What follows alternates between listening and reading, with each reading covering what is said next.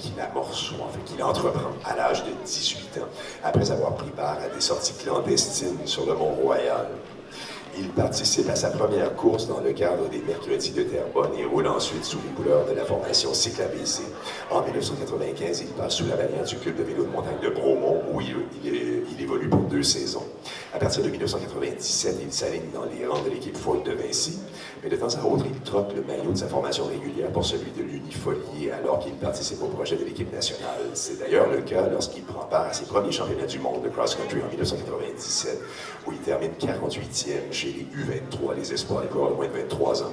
Au cours de sa carrière, il signe un total de 7 participations aux mondiaux et réalise sa meilleure prestation à Livigno, en Italie, en 2005, avec une 28e place. Sur le circuit de la Coupe du Monde, il perce le top 20 2 fois, en 2008 au Mont-Saint-Anne, ici même devant une foule partisane, on l'imagine, on s'en rappelle, et il se faufile en 18e place, alors qu'à Angel Fire, aux États-Unis, il finit 20e. Toujours lors de tranche de la Série mondiale, il termine 24e en Belgique en 2000 et en Écosse en 2004. Un athlète polyvalent, Mathieu Toulouse, roule également sur route, discipline dans laquelle il s'illustre de belle façon, comme en témoigne sa 20e place au classement final du Tour de Beauce 1999. En 2004, il complète le Tour d'Okinawa au Japon, 8e au final. Durant la dizaine d'années où il roule sur les sentiers et parfois sur le bitume des épreuves des circuits mondiaux et nord-américains, il obtient 2 laissez-passer pour les Jeux panaméricains, le premier en 2003 en cyclisme sur route, le second en 2007 en vélo de montagne. Au championnat panaméricain, alors qu'il enfourche sa monture tout-terrain, il prend la 7e place au Chili en 2002, décroche les grands honneurs, termine 2e au Brésil en 2006. Son meilleur souvenir sportif, toutefois associé à sa victoire à la 5e étape de la Série nationale américaine présentée à Wenham en 2008. Au niveau national, il décroche notamment la médaille de bronze au championnat canadien de cyclocross en 2006, ainsi qu'à ceux de cross-country en 2008. Il s'en va aussi de plusieurs titres provinciaux en vélo de montagne. Il est sacré double champion en cyclisme sur route, la course sur route et le contre-la-montre en 2007. D'ailleurs, il est le seul Québécois à remporter un titre en vélo de montagne en cyclocross, à la course sur route et au contre-la-montre. On parlait de la polyvalence de Mathieu Toulouse tout à l'heure. En 2008, il annonce son retrait de la compétition. L'avenir de Team Maxxis, équipe avec laquelle il a un contrat depuis 2005, étant fragilisé par le contexte économique difficile aux États-Unis, de nombreux projets mijotant dans sa tête. Il accroche son vélo, celui qui a fait des études en baccalauréat en droit, en parallèle de son parcours sportif, décide de retourner sur les bancs d'école en médecine, toutefois.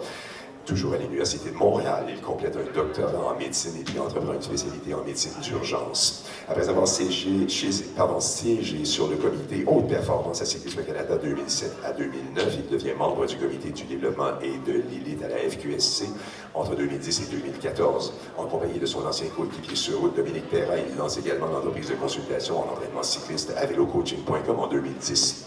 En plus d'agir à titre de conseiller technique pour le cyclodéfi contre le cancer 2009-2010, il assume le rôle d'entraîneur et porte-parole des activités de financement de l'Institut de recherche en immunologie et en cancérologie, l'IRIC de l'Université de Montréal entre 2010 et 2013. Et encore à ce jour, on peut l'entendre analyser les épreuves de vélo de montagne à l'occasion des Jeux olympiques et des championnats du monde. Mesdames, Messieurs, j'ai l'honneur de vous présenter M. Mathieu Toulouse, athlète intronisé au titre passionnant l'histoire, Henri Michaud et Gilles Durand.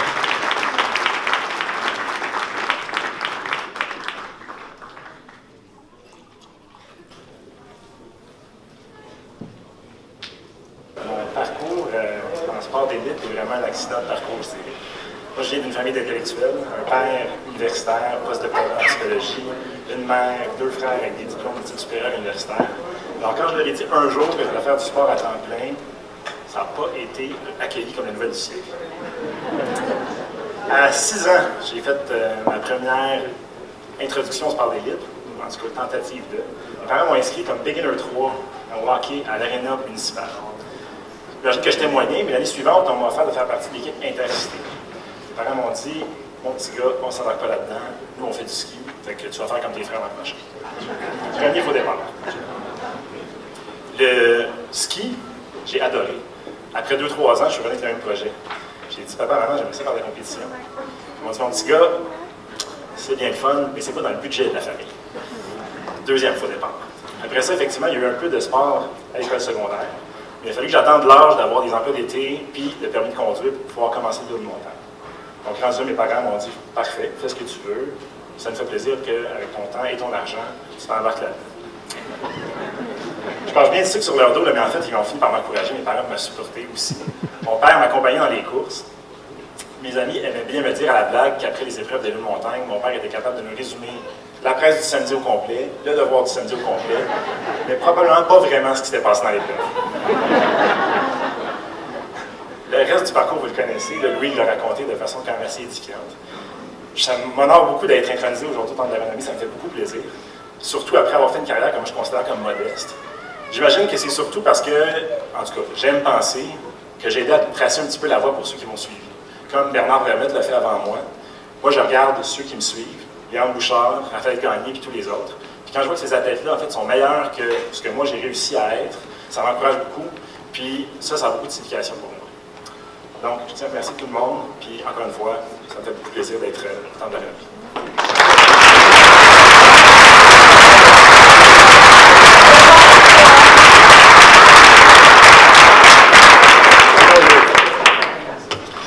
Dernier bloc de remise.